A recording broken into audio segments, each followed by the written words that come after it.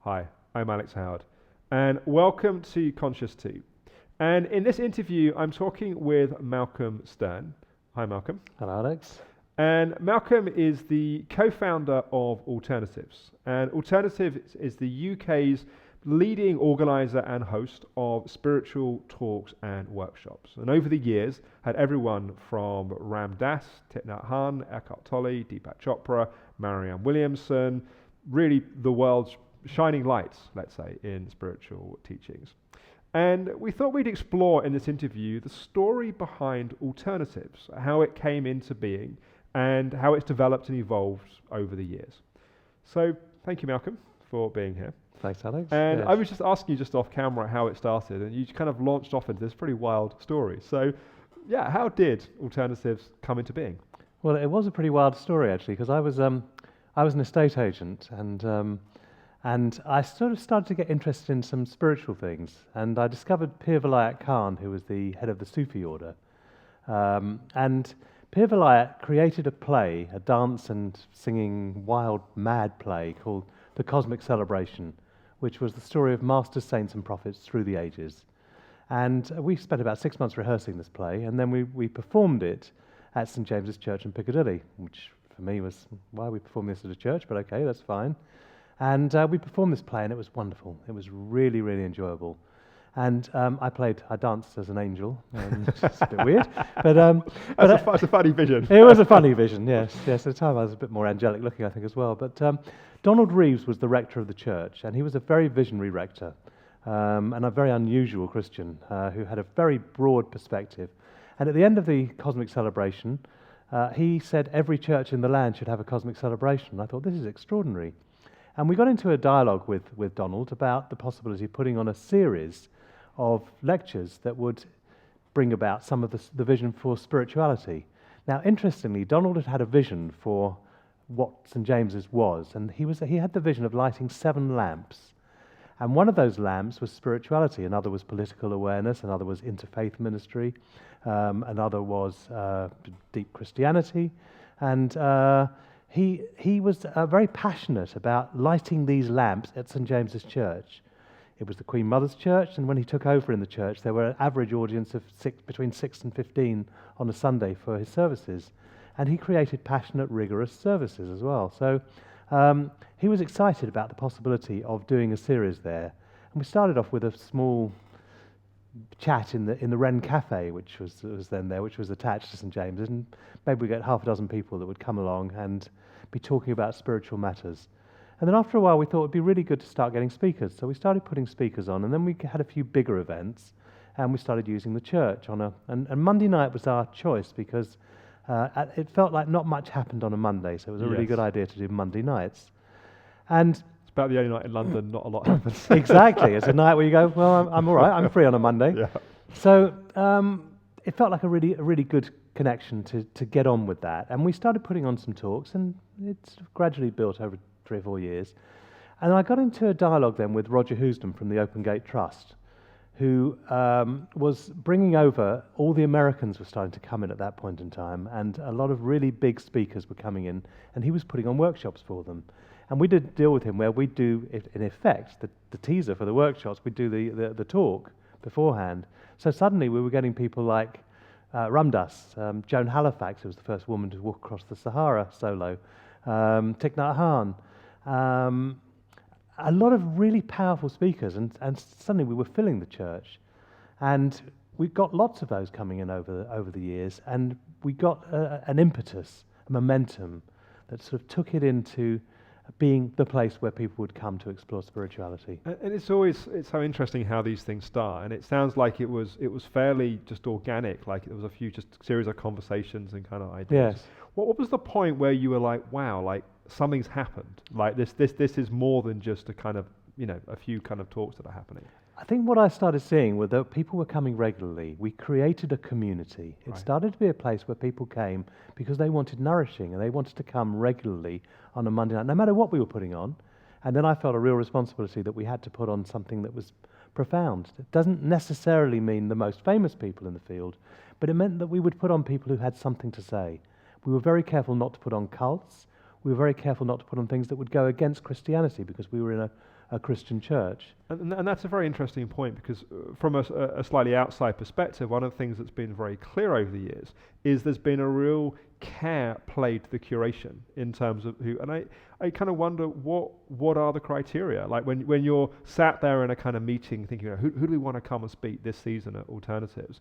What's the criteria by which you kind of decide that? There's a team of three of us that do this now. So there's Venetia and Richard and myself, and the three of us are actually sort of looking at all the applications that come in. Often if people are inviting us, are asking us if they can come and speak, we're rarely going to take them, because we've normally got our finger on the pulse of what's going on out there, and we're looking at what we want to present and who's travelling, who's going to be in the UK at that point in time. So we get quite a lot of speakers from the States.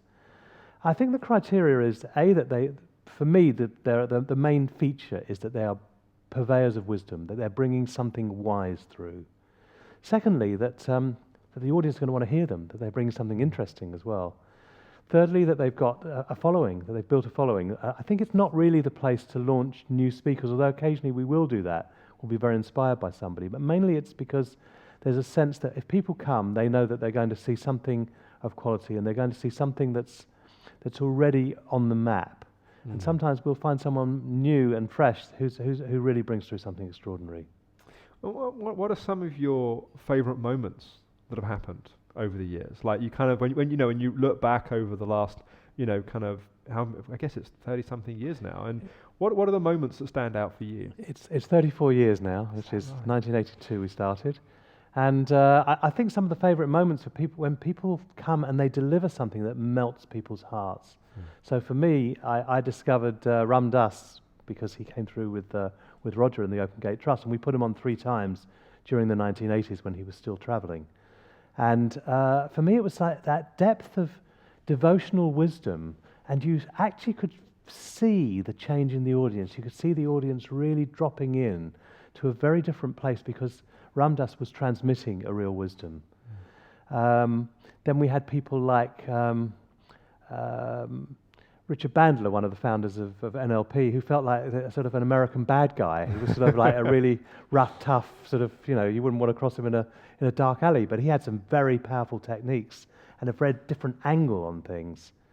We had Ronnie Lang, R.D. Lang, the psychiatrist, who, when he spoke towards the end of his career, was drunk when he delivered his talk. And it was amazing, because people were going, am I missing something? Is there some real profundity being delivered here? But we sold out the church, and obviously we don't want to put on drunks in the church, but in hindsight, it's comical. It was comical. It was interesting. And also it was interesting. It was also seeing that it's not just about someone projecting this wonderful image, but actually what I remember when I thanked Ronnie Lang at the end, I said it was what people do in their lives, and he has helped to transform society, which felt really important.